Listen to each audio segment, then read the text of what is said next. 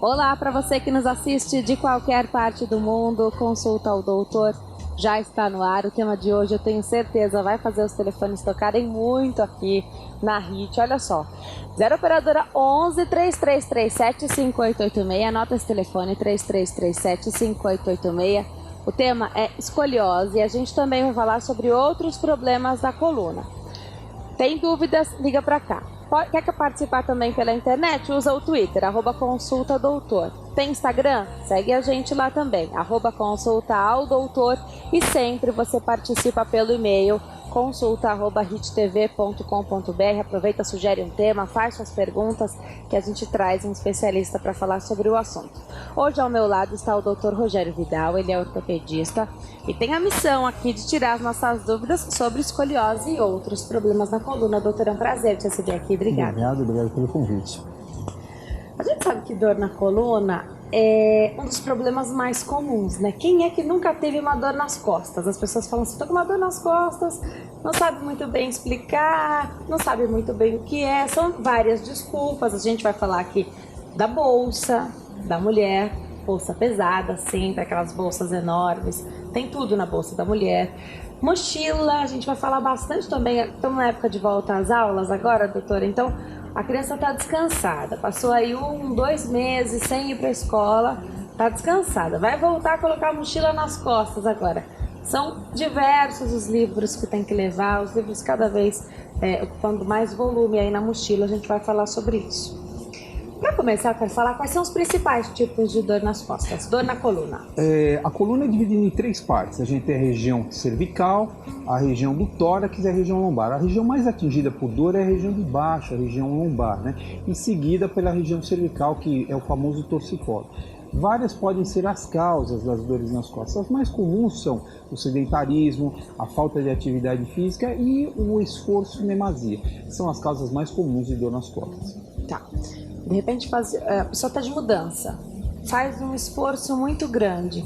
Isso pode travar a coluna? Porque as pessoas, o que significa quando a coluna trava? Quando a coluna trava é uma dor muito importante, a musculatura ela entra numa contratura, ou seja, fica dura e a pessoa não consegue se mexer. A dor é muito importante, normalmente esses pacientes são levados ao pronto-socorro, eles não conseguem nem andar e precisa fazer o tratamento. Na maioria dos casos não é um problema sério, apesar da dor importante. Então a gente fala assim, não é sério, mas o paciente está lá morrendo de dor e coisa. Não, na maioria das vezes não. É que a pessoa, o paciente, ele faz um esforço em demasia e isso acaba levando a uma coluna não preparada a sentir dor. Tá. E essas dores na coluna, elas estão diretamente relacionadas à idade das pessoas? Não necessariamente. Você vê que a criança pode ter dor nas costas, o adulto, o jovem pode ter dor nas costas, a pessoa com mais idade, acima dos seus 60, 65 anos, pode ter dor nas costas. O que varia são as causas. Criança com dor nas costas é uma coisa que chama atenção, é preocupante, porque normalmente a criança não sente dor, então precisa ser investigada. A criança está reclamando de dor 1, 2, 3 vezes, o ideal é procurar um médico. O adulto jovem normalmente está relacionado ao sedentarismo, pessoas que não fazem atividade física, posturas ruins ao trabalho, aquelas pessoas que ficam muito tempo em frente ao computador, então precisa ser avaliado, né? E as pessoas com um pouco mais de idade, você precisa pensar em doenças degenerativas, ou seja, os famosos desgastes, popularmente conhecido como bico de papagaio. Isto também pode levar a dor nas costas em qualquer região na coluna, mais comum na região lombar, na cervical, mas pode acontecer em qualquer local. Tá. O doutor falou bastante da região lombar. Queria que você mostrasse aqui na macote. Essa é uma coluna que a gente olha de lado. Essa é a região lombar, essa é a região cervical, onde é o famoso torcicolo, e essa é a região torácica, que também tem dor, mas é uma região menos acometida. Essa parte lombar, então, ela fica mais sobrecarregada, é isso? Exatamente, porque ela suporta a maior parte do peso do organismo. Então aqui você tem uma grande maioria das doenças, né, que causam as dores nas costas. Agora, tem muita gente, doutor, que se estressa um pouquinho mais, às vezes nem é uma coisa, não fez um esforço muito grande, não pegou um peso, não excedeu nessa maneira, mas sente uma tensão, por exemplo, no pescoço, nessa parte cervical. É o mais comum, né? O que a gente chama daquelas pessoas mais estressadas, elas sentem sim uma contratura na região cervical, né? A musculatura fica dura como se fosse um esforço físico, na verdade. E isso também gera dor. tal qual um esforço físico. Então, Relacionado ela a estresse, tensiona, exatamente. está relacionado ao estresse. Tá. E qualquer pessoa pode estar sujeita a isso, até criança pode estar sujeita a isso. Não é tão comum, mas qualquer faixa etária pode ser acometida por isso. Tá. Má postura. Geralmente a gente fala de má postura, especialmente quando está sentado, né? Quem passa muitas horas em frente ao computador, por exemplo, é difícil você ver a pessoa sentada, Exatamente. bonitinha. Você vai relaxando, quando você vê, você já está naquela postura ridícula, horrível, né? Suas costas ali, parece que você está favorecendo, que está relaxado. Na verdade, você está prejudicando, é isso? Na verdade, o que acontece é o seguinte: as pessoas que ficam muito tempo sentadas, são sedentários, eles acabam não tendo uma musculatura compatível para fazer esse esforço, porque isso também é um esforço físico. Isso, com o passar do tempo, o paciente adquire uma postura errada e isso acaba levando à dor. Muitas vezes a gente corrige isso com a reeducação postural global, que é uma coisa que funciona muito bem para isso. RPG. Mas o RPG. Quem faz é o fisioterapeuta. Quem faz é um físico por indicação de um médico, Tá. quem faz é um fisioterapeuta, né? Mas você acaba corrigindo isso. Mas não só isso pode dar. Às vezes uma postura indevida é causada por uma dor prévia. Então precisa ficar atento o que veio primeiro, a postura ruim ou a dor. Então isso tem que ser avaliado. Tá. Então essa questão de má postura também é muito de fortalecer a musculatura, é isso? Sim, exatamente. Tem exercícios para as costas, é isso? Não necessariamente. Na verdade, quando você faz qualquer tipo de atividade física, aqui a gente ressalta, não existe uma atividade física melhor ou pior. O que existe é aquela que o paciente gosta, na qual ele se dedica melhor. Então, uma vez feito qualquer tipo de atividade física, isso vai provocar um reforço na musculatura e vai diminuir a incidência de dores na coluna. Legal. Tem gente que já nasce com alguma alteração na curvatura da coluna? Sim, são o que a gente chama que são as doenças congênitas, ou seja, o paciente já nasce com alterações. Existem alterações gravíssimas, o paciente precisa ser operado logo ao nascimento, que leva essa doença para o resto da vida. Ou outras malformações que começam, que o médico descobre, a familiar descobre, leva para o médico com o passar da idade. A partir quando a criança vai crescendo, vai aparecendo aquela deformidade. Pelas características, por exames, a gente consegue detectar que a criança já nasceu com aquela alteração, uma alteração de formação. E sim, a resposta pode nascer com algum problema na coluna, sim. Tá. Obesidade. Quanto mais pesada a pessoa é, mais sobrecarrega a coluna, exatamente. E aí você já junta com outras coisas. Normalmente, não necessariamente, mas normalmente o obeso tem uma tendência maior a se mexer menos, a fazer pouca atividade física. E aí sobrecarrega a coluna. A gente tem que lembrar que a coluna não é só a parte óssea, né? E as articulações. A coluna é um conjunto de nervos, os músculos, as cartilagens, os discos, tudo isso precisa ser trabalhado, ser fortalecido. Então, quando tem um problema na coluna, você tem um problema na unidade motora, que é tudo isso. Quando você faz um reforço nessa musculatura, você acaba dividindo as cargas em partes iguais. Então, não sobrecarrega mais a parte articular, que é onde a gente acaba tendo maior incidência de dor.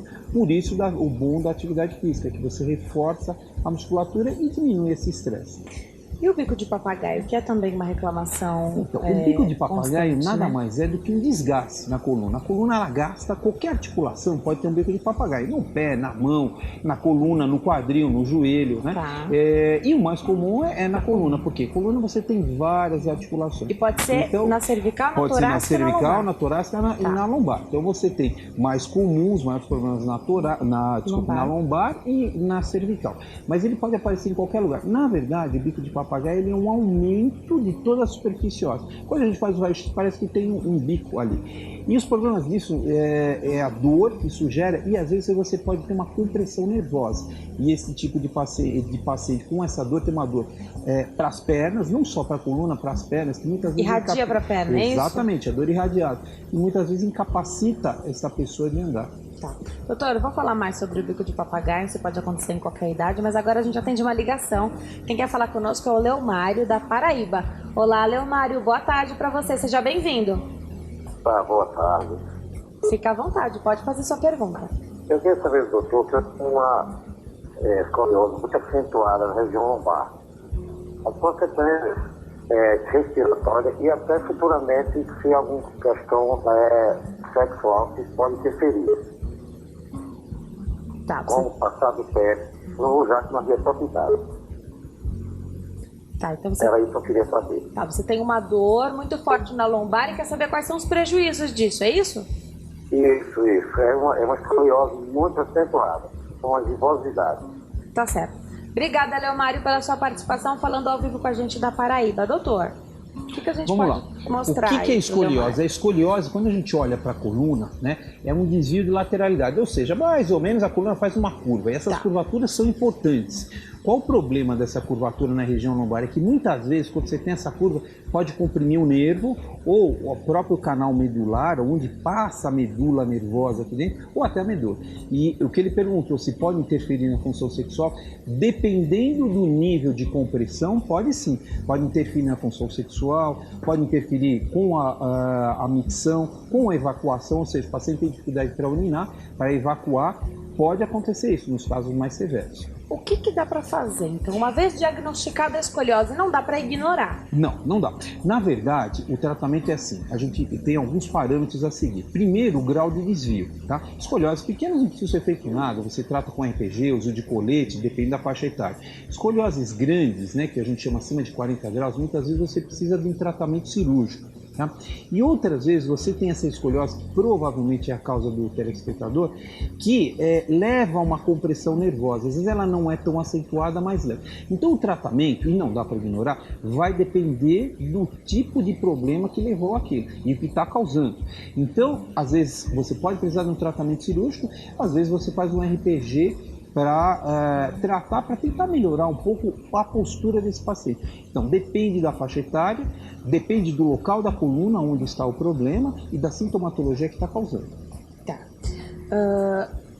A gente falou da escoliose. O que pode causar a escoliose, doutor? Então, algumas causas. A criança pode nascer com escoliose, que é a escoliose congênita, né, com uma malformação. Pode ter escoliose do adolescente, que é aquela mais comum, que as crianças têm que usar coletes. Essa a gente não sabe a causa, por isso que a gente chama de idiopática, né? E a escoliose degenerativa, ou seja, a criança o adulto ele gasta e vai fazendo uma curvatura na coluna. E a gente colocaria como uma causa o desgaste. Tá. Mochilas pesadas. Crianças agora e adolescentes voltando para as aulas. A mochila cheia de livros novos. Isso pode ocasionar um problema? Causar escoliose? Não. A resposta é não, a gente não sabe. O que acontece é o seguinte, vai causar uma mochila muito pesada, vai causar dor e um problema postural. Por quê? Porque a criança vai ter que se equilibrar com aquilo para poder ajeitar aquilo nas costas. Então, o que a gente recomenda? Se você for procurar, for ler na internet, provavelmente você vai ver que a recomendação é até 10%. Eu recomendo até 5% do peso da criança. E o que tem que ser feito? Ou usar o carrinho, que também provoca uma rotação, né? Mas sobrecarrega menos, né? E o ideal é a criança, os pais se acertarem com o colégio para ver o que precisa levar, porque não precisa levar todos os livros todos os dias, né? E hoje em dia a gente tem armário também nas escolas, exatamente, nas né? escolas, aí você tem o computador, os mini computadores, então isso também facilita bastante, né? Mas o ideal é assim, o que eu recomendo para meus pacientes? Eu não recomendo os 10%, porque a gente sabe que mesmo com 10% do peso, a criança ainda acaba tendo dor. Eu recomendo 5%, às vezes algum dia excede, mas por quê? Por causa de um problema da postura. Não que isto vai levar a uma escoliose. Não se sabe qual é a causa da escoliose. Tem mais ligação, doutor. Agora a gente fala com o Jaime de Santa Catarina. Olá, Jaime. Boa tarde para você. Seja bem-vindo. Tudo bem. Fica à vontade, pode perguntar. Então, eu gostaria de falar para o doutor, assim, eu sou portador de neurofibromatose e eu tenho 2 neurofibromas, na cervical e na lombar. E segundo os médicos, já estive em Porto Alegre, no Hospital Mãe de Deus, e eles disseram que não é aconselhável fazer a cirurgia porque eu posso perder os movimentos das pernas. E eu tenho muita dor na coluna, viu, doutor? E assim, agora está me adormecendo os dedos, as mãos dos dedos, os dedos da mão, né? Estão me adormecendo tudo. E eu tenho muita dor embaixo do pé, muita dor. Dói os meus pés, eu levanto, deito e dói os meus pés direto. Eu gostaria de saber se, de repente, a cirurgia é uma cirurgia que eu posso fazer e retirar esses neurofibromas, já que eles estão nas medulas da coluna, segundo os médicos. Eu gostaria de ouvir o senhor. Obrigada, Jaime, pela sua participação. Tem alguma pergunta, doutor? Não. Obrigada, Jaime. Boa tarde. O que acontece é o seguinte, não dá para a gente fazer uma avaliação sem ver os exames e sem ver o paciente, né? Cada caso é um caso. A gente pode falar, olha, dá para fazer uma cirurgia e quando vê o paciente não dá. O ideal é marcar uma outra consulta. procure outras opiniões, né, outros médicos, outros centros, né, para poder fazer a avaliação.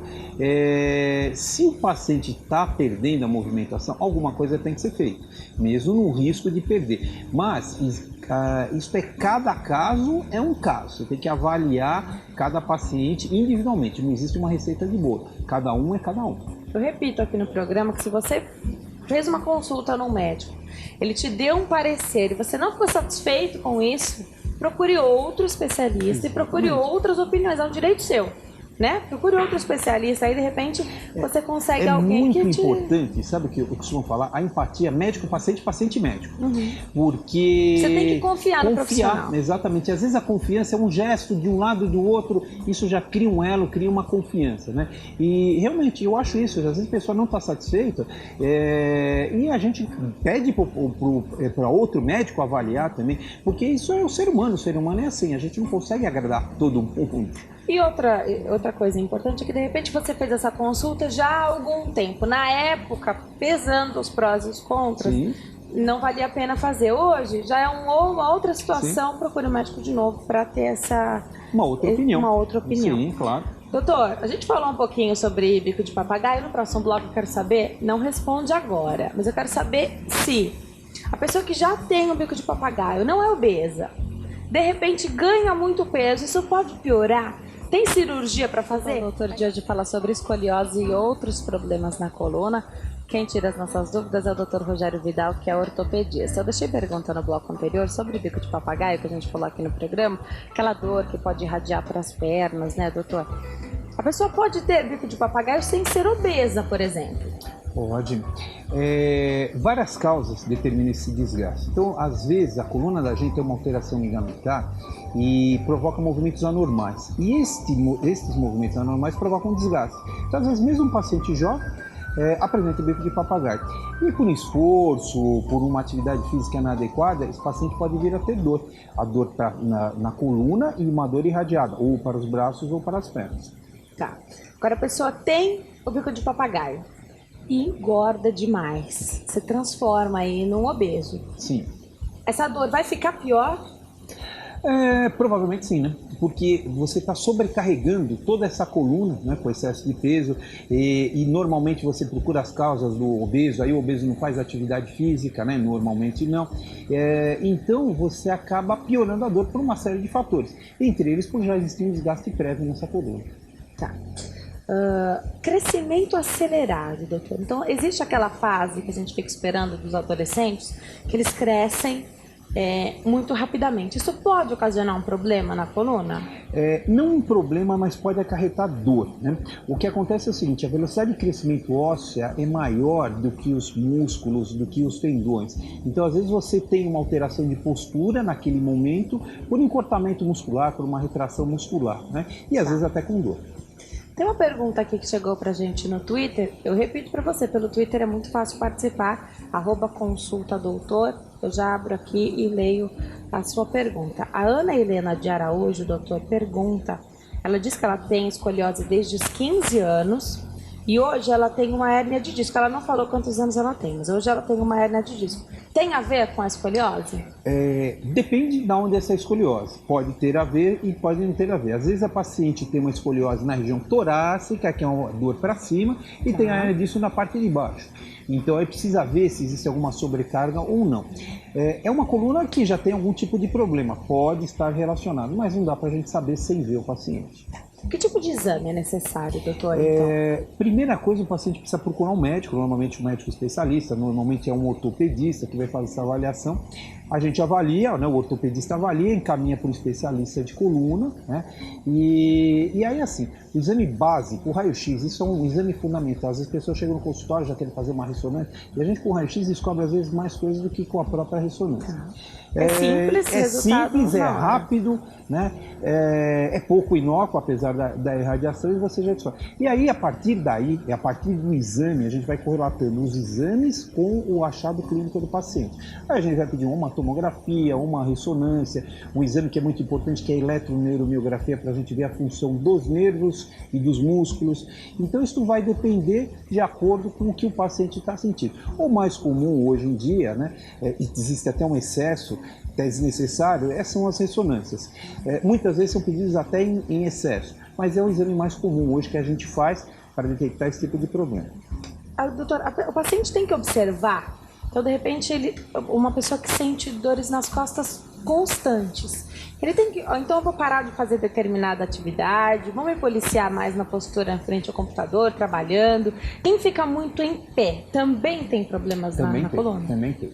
É aquilo, na verdade, o que causa dor é aquela posição parada. É a pior do que o paciente se movimentando. Por quê? Porque requer muito da musculatura, um esforço que a gente chama de isométrico, muito tempo, né? E isso gera dor no paciente. E o paciente precisa se policiar. Dor constante, que não melhora, precisa procurar um médico. Esporádica, né? A gente não recomenda automedicação, mas é menos preocupante. Agora, aquilo que se repete, é constante, todo dia está com dor, precisa procurar um médico. Alguma causa tem. Doutor, quando a pessoa começa a fazer atividade física, a gente sempre incentiva aqui no programa, a pessoa começa a fazer atividade física. Sempre o mais difícil é você começar. Sim.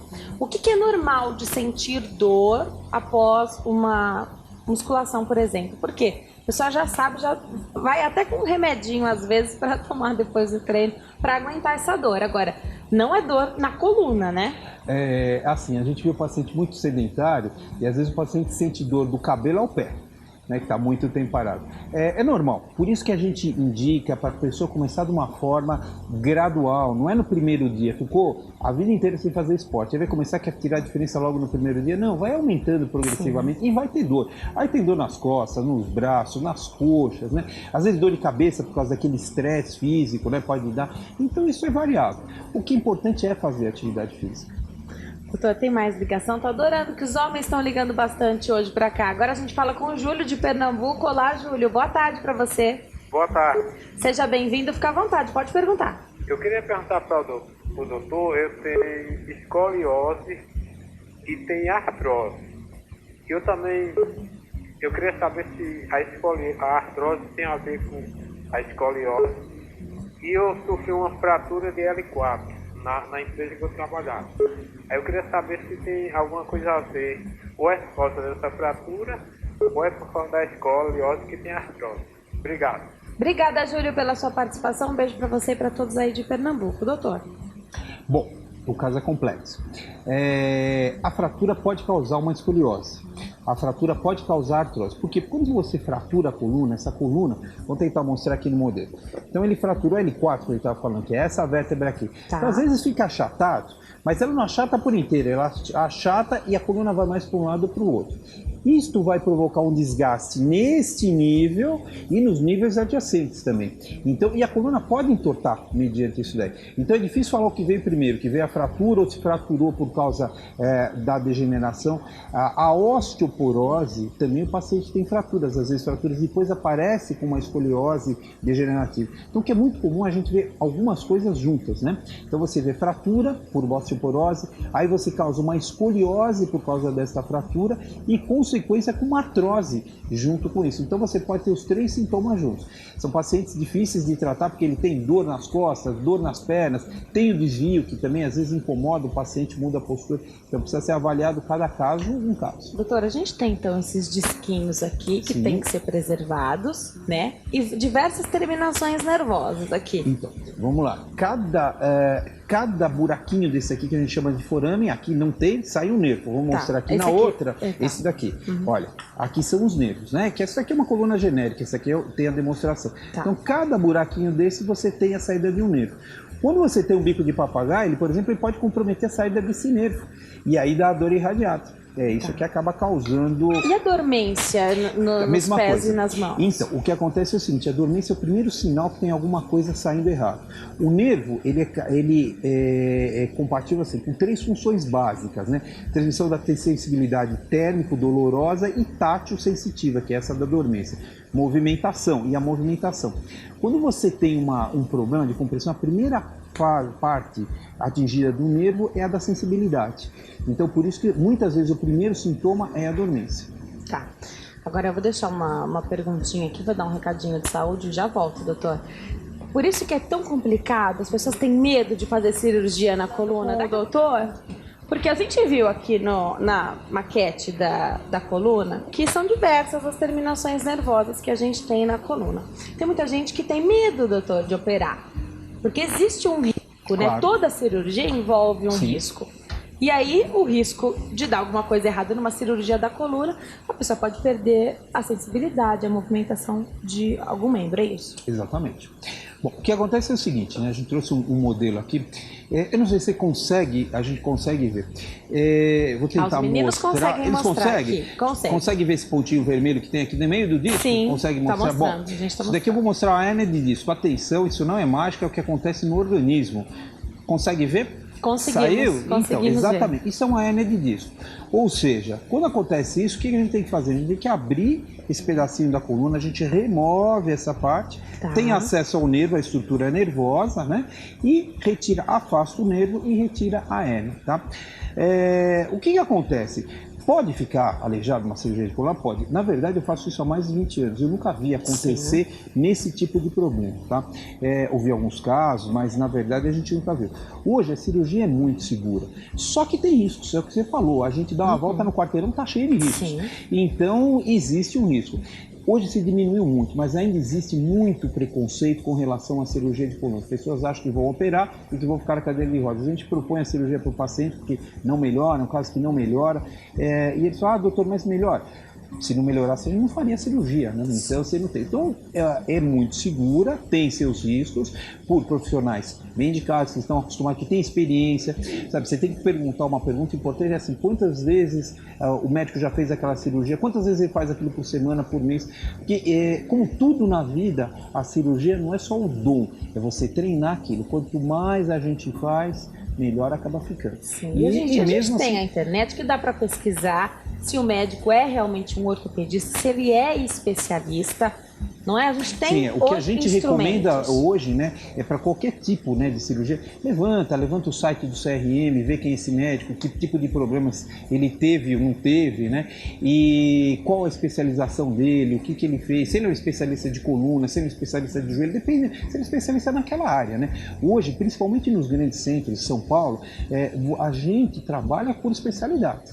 Não existe mais o ortopedista generalista, existe o ortopedista, caso a gente especialista em cirurgia de coluna, né? O ortopedista especializado em joelho, esses são os melhores profissionais para tratar. E não que os outros não sejam bons, que não sejam competentes, mas se a gente tem essa oferta no mercado, a gente tem que sempre procurar o melhor, né? Tá. De repente a pessoa vai a um pronto-socorro, sentiu uma forte dor nas costas, algo que está incomodando demais, chegou ali no ápice da dor, vai ao pronto-socorro. Não é aquele médico que está no pronto-socorro que vai te ajudar na cirurgia, por exemplo. Não necessariamente, às vezes até pode ser, Tá. né? Não é porque a gente é especialista em cirurgia de coluna que dá plantão. Sim. Mas pode não ser, né? E aquilo. Mas qual é a função básica? Fazer o diagnóstico, tirar a dor do paciente ou amenizar a dor do paciente naquele momento, que às vezes não melhora, né? Fazer os exames necessários, quando necessário, interno o paciente, quando não, encaminha esse paciente para alguém de confiança para ser tratado por aquele especialista. Agora, ao mesmo tempo que eu disse que tem gente que tem medo, porque são diversas as terminações nervosas, existe sempre o risco. Tem gente, doutor, eu conheço algumas pessoas que falam assim, eu prefiro que faça a cirurgia logo de uma vez, não quero mais sentir essa dor. Mas nem sempre o recomendado é o tratamento cirúrgico, existe o tratamento clínico. 90% dos casos melhoram com tratamento conservador. Com o quê? Medicamentos, fisioterapia, acupuntura, RPG, quiropraxia, são coisas que melhoram muito. Ou seja, de cada 10 pacientes que chegam no consultório com uma hérnia de disco, só um vai precisar operar. Então, é mais ou menos essa proporção. Os outros 9 a gente trata com tratamento conservador. É que isto que você falou é uma verdade. Tem gente que não aguenta sentir o mínimo de dor. Exatamente. Um cisco no olho, ele já quer operar. Mas não é assim. Cabe ao profissional definir se é o momento ou não de fazer a cirurgia. A indicação cirúrgica tem o seu momento, a sua hora. Cada caso é um caso e o profissional vai avaliar isso. Agora, doutor, meu irmão é fisioterapeuta, então eu sei os benefícios de uma fisioterapia bem feita. Exatamente. Agora, o médico indica a fisioterapia. Precisa fazer as sessões que o médico mandou, Exatamente. precisa continuar esse tratamento. Não adianta que depois de uma sessão o paciente ficou melhorzinho, não vai continuar o resto do tratamento. O pior é o paciente que fala pra gente que antes de fazer já fala que não vai dar certo. Esses são os piores, porque a gente perde o parâmetro. Na verdade, muitas vezes a cirurgia, especificamente da hernia de disco, quem fala para a gente se precisa operar ou não é o paciente. Porque tem pacientes que têm hérnias gigantescas e que não tem dor. E tem pacientes que às vezes têm uma hérnia pequenininha e tem uma dor insuportável. Então, muitas vezes a gente pergunta para o paciente, está melhorando? Se está melhorando, não é porque ele tem uma hérnia grande que precisa ser operado. Tem que manter o tratamento conservador. E o contrário também tem. Então, é muito importante esta avaliação do paciente. Ser sincero com o médico. Está melhorando, está melhorando. Não está melhorando, não está melhorando. E tem que fazer o tratamento. Não adianta ele, vai fazer fisioterapia. Não faz. Gestantes. Então, em 9 meses, a mulher ganha, chutando baixo, 10 quilos. Mais ou menos Tem isso, mulher às vezes um pouco mais. que ganha muito mais. O ideal seria ficar aí entre os 9 quilos. Mas, então, em pouco tempo, a mulher ganha muito peso. A coluna sofre com isso? Muito. E esse efeito vai ser levado para depois do parto? Não, o que acontece é o seguinte, né? Algumas coisas. A mulher, quando está grávida, final da gravidez, o organismo é preparado para o parto. Então existe uma frouxidão ligamentar para o nenê passar pela bacia da mulher, né? Só que isso dá no organismo inteiro, então a coluna vai ficando uma hiperlordose, que é o aumento desta curvatura aqui na coluna, né? E o paciente tem dor, às vezes tem dor que corre para as pernas, por uma compressão nervosa, tudo isso, né? O importante é o seguinte, deu à luz, a dor deve dar uma melhorada, uma amenizada, e a paciente já entrar no processo de emagrecimento, seguir as orientações médicas e já entrar. Porque eu conheço pacientes que engordaram mais ainda depois que deram à luz. Como é que aquela história, não, precisa comer porque precisa dar um leite bom para a criança, tudo bobagem. Na verdade, isso não existe, né? E depois uma outra agravante é o bebê, que a mãe pega o bebê no colo. Também é uma sobrecarga, muda Também. aquele ponto. Então, tudo isso precisa ser muito bem avaliado. A gente já recomenda que o paciente logo segurar a criança num braço só. Exatamente. Então aí tem, e a mãe, é difícil você trabalhar com a mãe, por quê? Porque a mãe é assim, ela quer proteger a cria, né? O bebê. Então o bebê chorou, ela se joga no chão para fazer, muitas vezes isso acaba sendo prejudicial, mas é verdade, a gente sabe disso. E precisaria até de um preparo. Eu já escutei psicológico. amigas minhas que deram à luz não faz muito tempo, que disseram, olha, eu não sabia que eu precisava fortalecer os braços, por exemplo. Exatamente. Né? Por isso que a gente recomenda, eu recomendo a atividade física, qualquer uma delas, mas assim, até perto, até o 8º mês, né? Até quando der, a mulher faz. Porque ela vai ter um pós-parto muito melhor, muito mais agradável, com muito menos dor. E assim, estimula até a produção de leite. Doutora, a gente tem uns 3 minutinhos. Eu recebi agora aqui uma pergunta no Twitter. A Keutiane Silva quer saber se o colete melhora a escoliose. Ela fala o nome do colete de Milwaukee. É assim que fala? Milwaukee. Isso é altamente controverso. Tá. Eu vou te dar um exemplo. Eu operei uma paciente há 2 semanas, uma escoliose, que eu tratei essa paciente durante 2 anos com o colete de Milwaukee.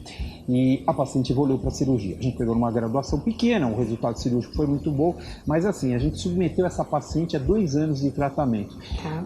Que a gente não sabe se foi desnecessário ou não, no caso dela foi, porque ela acabou evoluindo para a cirurgia. Então isso ainda está se criando uma controvérsia, igual palmilha, igual bota para criança, isso já se extinguiu. Mas antigamente se usava muito. O colete de Milwaukee, existe uma corrente de médicos que acha que ele está chegando na fase final, que ele não vai mais ser indicado.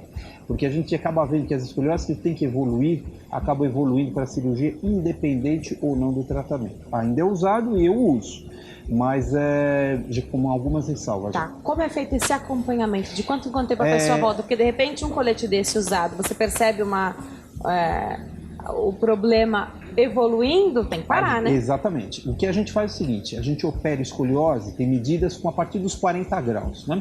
E você vai controlando com o raio-x. A cada 4, a cada 6 meses você vai fazendo radiografias.